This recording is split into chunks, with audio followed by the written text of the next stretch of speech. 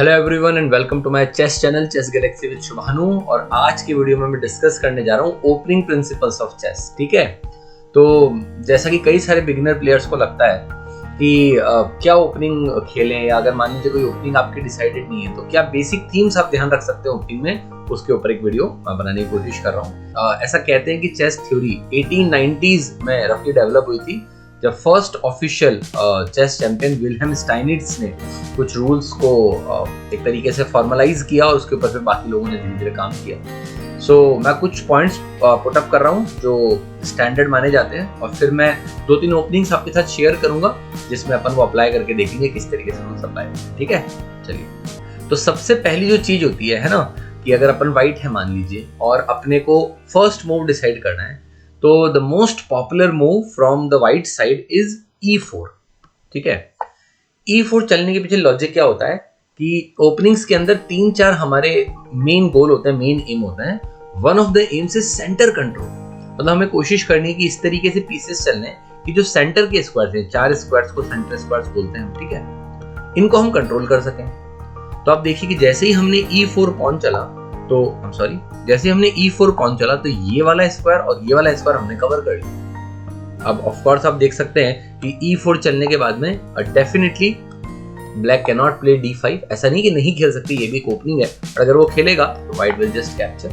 ठीक है, and secondly आप ये भी देख सकते हैं कि यहाँ पे नाइट लाना भी it's not that a good idea, क्योंकि अगेन अपन पॉन को आगे पुश कर देंगे और नाइट को डिसलॉज कर देंगे इस पोजीशन से। वैसे जो दोनों ही मैंने बातें आपको बोली है, ये दोनों ही ओपनिंग्स अपने में फेमस ओपनिंग्स हैं, बट थोड़ी सी कम खेली जाती है। ठीक है, चलिए। तो E4 with the aim that centre को हमें कंट्रोल करना है। अच्छा, तो लगभग 150 साल पहले तक की बात करें तो E4 वाज एक्सक्लूसिवली प्लेड। मतलब ज्यादातर जो एलीट प्लेयर्स हैं या जो वेल नोन प्लेयर्स हैं वो E4 ही खेलते थे, क्योंकि ऐसा उनका मानना था कि यार this is the only good move जो सेंटर को कंट्रोल करता है।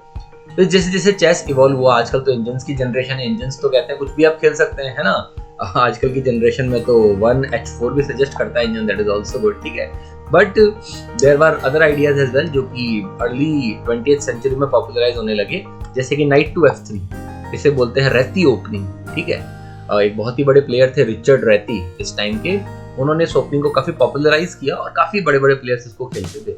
आइडिया अगेन से में आप देख सकते हैं कि इस नाइट के थ्रू हमने केवल स्क्वायर कंट्रोल किया। ठीक है, इस अप्रोच को बाय द वे अपन बोलते हैं हाइपर मॉडर्न अप्रोच।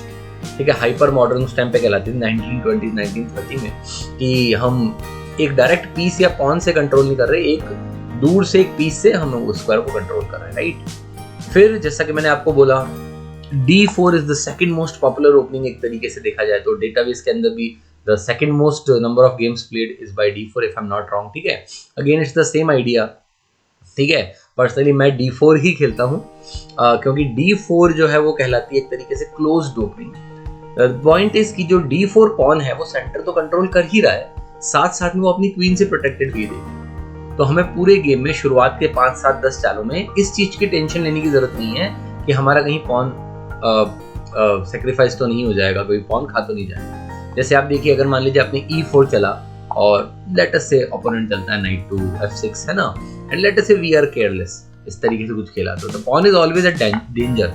मतलब E4 ओपनिंग्स को बोला जाता है फोर्सिंग ओपनिंग्स, है ना, एज कंपेयर टू D4, क्योंकि you constantly have to protect your E4 pawn.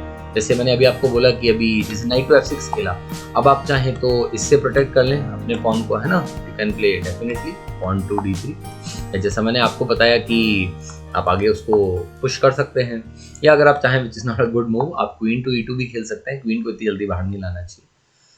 So these are 3 openings, जैसा मैंने आपको बताया, E4, night F3, D4। Then उसके बाद में देयर आर मेनी ओपनिंग्स, जैसे C4 is also very popular, जिसे बोलते हैं इंग्लिश ओपनिंग, है ना।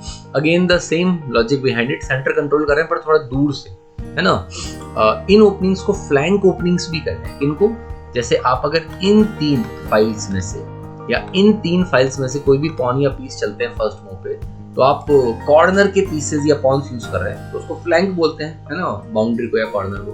तो इन ओपनिंग्स को बोला जाता है फ्लैंक ओपनिंग्स। जैसे मैंने भी आपको नाइट टू F3 बताया, ये भी फ्लैंक ओपनिंग्स है। बट ठीक है, C4 is also very popular. The great Mikhail Botvinnik, है ना, वो भी वर्ल्ड चैंपियन रहे बहुत समय तक, वो भी C4 काफी अपने गेम्स में यूज किया करते थे। So these were some of the ideas, है ना। अब जैसे मैंने आपको बताया बेंट लार्सन करके एक प्लेयर थे बहुत बड़े, है ना, 1920s, I am really sorry 1950s और 60s में वो खेलते थे पॉन टू b3। मतलब बहुत सारे प्लेयर्स खेलते हैं, but he popularise this opening. The idea is कि अगर ब्लैक सेंटर कंट्रोल करता है d5 से, तो वो बिशप से अपना सेंटर कंट्रोल करेंगे। So this was the first की आइडिया कि आपको इस तरीके का मूव चलना चाहिए विच controls the centre. A bad move for a beginner player can be definitely pawn to a4, क्योंकि इससे सेंटर कंट्रोल नहीं हो रहा, ना ही हमने कोई पीसेस को आगे निकाला, है ना। e4 में देखिए कितने सारे फायदे हैं e4 या d4 में। e4 में आप अपना सेंटर भी कंट्रोल कर रहे हैं, पॉन भी पुश कर रहे हैं। अब लेटर से कुछ भी खेलता है ब्लैक, आपने अपने बिशप को भी फ्री कर दिया। मान लीजिए ब्लैक कुछ खेलता है, आपने अपनी क्वीन को भी फ्री कर दिया if needed, right. Of course आप उसके बाद में इसे देख सकते हैं, of course this is not a good move. यहाँ पे मान लीजिए कुछ भी चल दिया, हम just playing random move, black ने कुछ चला, फिर ऑफ कोर्स आप नाइट को बाहर निकालेंगे। मतलब आपने एक ही मूव से सेंटर कंट्रोल किया, 2 पीसेस फ्री किए, एंड उस बिशप को बाहर निकालने के पीछे एक और फायदा है कि आप कास्टिंग जल्दी कर सकते हैं, ठीक है। Okay, so this was the first thing, है ना। सेकंड थिंग जो आती है वो होती है डेवलपमेंट ऑफ माइनर पीसेस। जैसे मान लीजिए अपने e4 खेला, अब ऑफ कोर्स ब्लैक भी कोशिश करेगा सेंट्रल कंट्रोल करने की, तो the most popular reply from black in this position is e5, pawn to e5। अब सोचिए अगर वो कुछ रैंडम मूव खेलता है, ऐसा साइड का कोई पॉन चलता है, शुरुआत में साइड के पॉन या साइड के पीसेस को ज्यादा टच नहीं करना चाहिए, क्योंकि फिर इस केस में आप देखिए कि white will launch forward with d4, जिससे पूरा कंट्रोल हो जाएगा उसका सेंटर पे। आप देखिए चारों के चारों स्क्वायर अब व्हाइट पॉन से कंट्रोल। अब अगर मान लीजिए ब्लैक कुछ भी चलता है, तो white can just play e5 and space advantage is always a good advantage for a good player, ठीक है। So it's not good for black in this case. सो मान लीजिए कि वो चलता है पॉन टू e5, तो हमें कोशिश करनी चाहिए कि माइनर पीसेस को हम बाहर निकालें, है ना। ऑफ कोर्स जितने भी रूल्स हैं दीज आर जस्ट गाइडलाइंस, ऐसा नहीं कि इनको फॉलो करना ही वरना आप हार जाएंगे। जैसा मैंने आपको बोला कि इंडियंस के एरा में तो आजकल सब कुछ एंटी पोजिशनिंग मूव्स भी खेले जाते हैं, but these are the rules जो आपको शुरुआत में इंप्लीमेंट करने चाहिए ताकि अपना गेम इंप्रूव कर सकें। Once you are comfortable with 4 to 5 openings, फिर आप अपने मन से ओपनिंग्स चूज कीजिए, है ना। तो फॉर एग्जांपल यहाँ पे अपने चला नाइट टू f3। आइडिया क्या है, ये माइनर पीसेस जो हैं, 2 हमारे नाइट्स और 2 बिशप्स, इनको हम बाहर निकालें। ब्लैक भी सेम करेगा, black will play knight to c6, है ना। ऑफ कोर्स अपन ने जब नाइट टू f3 चला, तो ये वाला जो पॉन है e5 पे इट इज अटैक, तो उसको अपन ने ब्लैक ने चला नाइट टू c6 और उससे उसको प्रोटेक्ट कर लिया, है ना। ऑफ कोर्स हमें कोशिश करनी चाहिए बिशप को भी बाहर निकालें, है ना। डेवलपमेंट ऑफ माइनर पीसेस, जैसा मैंने आपको बोला सेकंड एम होता है। यहाँ पे black can play knight to f6 which is a good move, या बिशप टू c5, है ना। This is called as the Giuoco Piano opening, Giuoco Piano या जोको पियानीसिमो, है ना। जोको पियानो का मतलब होता है सॉफ्ट गेम, इटालियन गेम भी कहते हैं इसे, है ना। मतलब this is a very simple opening. White कुछ सुपर अटैक नहीं कर रहा अभी, ठीक है, सिंपल अपने पीसेस डेवलप कर रहा है, ब्लैक भी ऐसे ही कर रहा है। This is a soft game, है ना, सो टू से। सो अब यहाँ पे आप देख सकते हैं कि व्हाइट ने काफी अच्छे मूव्स खेले, सेंटर पे भी उसका ठीक ठाक कंट्रोल है, उसके 2 माइनर पीसेस भी बाहर आ गए, and he is ready to castle. So definitely a good move can be castling, ठीक है। Black will do the same, है ना, जैसे यहाँ पे आया। अब अपना ये जो e4 पॉन है, आप देख सकते हैं अटैक्ड है, तो अपन ने ये खेल दिए। और भी बहुत तरीके हैं इसको प्रोटेक्ट करने के, आप नाइट भी यहाँ ला सकते हैं, ऐसी कोई दिक्कत नहीं है, ठीक है। यू कैन प्ले d3, वो कासल करेगा, एंड सेंटर कंट्रोल और माइनर पीसेस के डेवलपमेंट का कास्टिंग करी हमने, and now it's the turn of major pieces development. अब हमें कोशिश करनी चाहिए कि ये 2 माइनर पीसेस भी बचे ऑफ कोर्स, और जो मेजर पीसेस है, जो कि 2 रुक्स है हमारे पास, एक और 2 रुक्स और एक अपनी क्वीन, 3 माइनर पीसेस को डेवलप करने की कोशिश करनी चाहिए। तो मान लीजिए जैसे मैंने यहाँ पे खेला नाइट टू d2, ये भी अच्छा मूव है। इसमें बस देख सकते हैं कि हमारा जो c1 बिशप है वो थोड़ा सा ब्लॉक हो गया अभी, we can go for knight to c3, ठीक है। Black will play let us say d6, we can go for bishop to g5, इससे पिन कर लिया हमने ब्लैक के नाइट को, वो मूव नहीं कर सकता, मूव करेगा तो द क्वीन विल गो, ठीक है। एंड लेट अस से बिशप को अटैक किया, अपन बिशप को पीछे लिया है, and then they play bishop to g4, उसने हमारे नाइट को पिन कर लिया। Now we can go for let us say, जैसे अब देखिए अपने सारे माइनर पीसेस डेवलप हो गए, हमारे भी और ब्लैक के भी, and now we should focus on developing the major pieces. तो रुक्स को डेवलप करना मतलब उनको बाहर नहीं ले जाना होता इनिशियली, उनको सेंटर में लाने की कोशिश करनी चाहिए, ठीक है।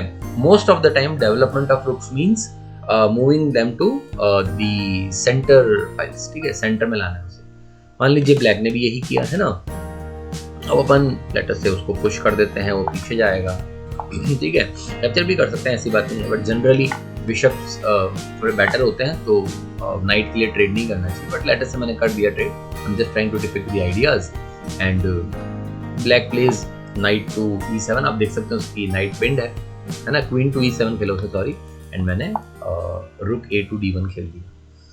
सो these were some of the ideas of the openings. तो ये 4-5 बातें ध्यान रख के आप अपना ओपनिंग डिसाइड कर सकते हैं। मैं एक बार रिकैप कर देता हूँ। सबसे पहले हमें कोई पॉन या किसी पीस की हेल्प से कोशिश करनी चाहिए कि हमें सेंटर कंट्रोल करना है, ठीक है। सेंटर के जो स्क्वायर्स हैं उनको कंट्रोल करना है और हमें हमारा पीस भी वहां बिठाना है, कोशिश करनी है। देन उसके बाद में हमें माइनर पीसेस बाहर निकालने चाहिए। थर्ड, हमें कोशिश करनी चाहिए हम कास्टलिंग कर लें जिससे किंग सेफ्टी हो जाएगी। फोर्थ इज हम कोशिश करें कि मेजर पीसेस का डेवलपमेंट हो। ये चारों स्टेजेस जब क्लियर हो गई हैं, then we must go for some sort of king side attack, या हमें कुछ अटैकिंग खेलना चाहिए, या फिर पोजिशनल मूव, हमें कैसे हम अपनी पीसेस की पोजीशन डेवलप करें, इंप्रूव करें, सॉरी, वो हमें कोशिश करनी चाहिए, ठीक है। सो इसी को ध्यान में रखते हुए कुछ जो ओपनिंग्स हैं, है ना, मैं आपके सामने रखता हूँ। जैसे मैंने आपको एक ओपनिंग तो बताई which is called as Giuoco Piano या इटालियन गेम। व्हाइट ने खेला e4, ब्लैक ने खेला e5, knight to f3 attacking the e5 pawn, knight to c6 protecting the e5 pawn, then bishop to c5, bishop to c4, bishop to c5 and castling, and then knight to f6, ठीक है। and we can play pawn to d3 and castling, ठीक है। this is called as the Italian game or the Giuoco Piano या Giuoco पियानीसी, ठीक है। काफी सारे variations हैं इसके, सो मोटे मोटे तौर पे इट्स कॉल्ड जोको पियानो, ठीक है। अब मैं जनरली ये नहीं खेलता ओपनिंग, आई प्ले d4, है ना। So the opening that I always play with white is 1d4 which is called as queen's pawn opening. जो अभी हमने देखी थी वो थी किंग्स पॉन ओपनिंग। हमने किंग का पॉन 2 कदम आगे चला। अच्छा, 2 कदम आगे क्यों चला उसका लॉजिक आपको मैंने समझा ही दिया। This is also okay, but this is not considered to be the best because आप सेंटर को कंट्रोल नहीं करते। सो मैं खेलता हूँ 1d4 which is queen's pawn opening. Black यहाँ पे बहुत सारे तरीकों से रिस्पॉन्ड कर सकता है। जो फंडामेंटल चेस ओपनिंग्स की बुक है उसमें 500 ओपनिंग्स लिस्टेड है ना, मतलब 500 डिफरेंट ओपनिंग्स और उनके सब लाइन्स भी। तो you have to choose your openings, वो धीरे धीरे खेल के आपको समझना है। तो यहाँ पे ब्लैक काफी सारी चीजें खेल सकता है, जिससे the most popular is pawn to d5, ठीक है। फिर मैं यहाँ पे खेलता हूँ pawn to c4 which is queen's gambit, ठीक है। क्वींस गैम्बिट का मतलब ये नहीं हम क्वीन को सेक्रीफाइस कर रहे हैं, गैम्बिट कर रहे हैं, क्वीन की साइड का एक पॉन हम गैम्बिट कर रहे हैं। इसके पीछे लॉजिक ये होता है कि अगर ब्लैक कैप्चर करेगा तो फिर हम पॉन टू e4 खेल के सेंटर कंट्रोल कर सकते हैं। पॉन तो हमारा गया, पर वो this is not a gambit in reality, क्योंकि ये पॉन ब्लैक को देना पड़ जाएगा if black is a sensible player, वरना वो डेवलपमेंट में बहुत पीछे रह जाएगा, ठीक है।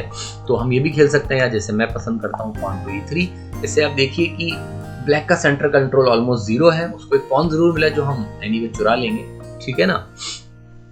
और हमारा सेंटर कंट्रोल भी अच्छा है, हमारे पीसेस भी बाहर निकलने के लिए रेडी हैं। हमारे नाइट वाला जो पॉन है, मतलब सी पॉन है, वो भी हमने we have gotten rid of it. तो नाइट मूव करेगा तो ब्लॉक नहीं करेगा पॉन को, हमारा ये वाला बिशप भी ready to jump in the game. So it's all in all a good opening for white, ठीक है। So 1d4 is what I generally play, है ना।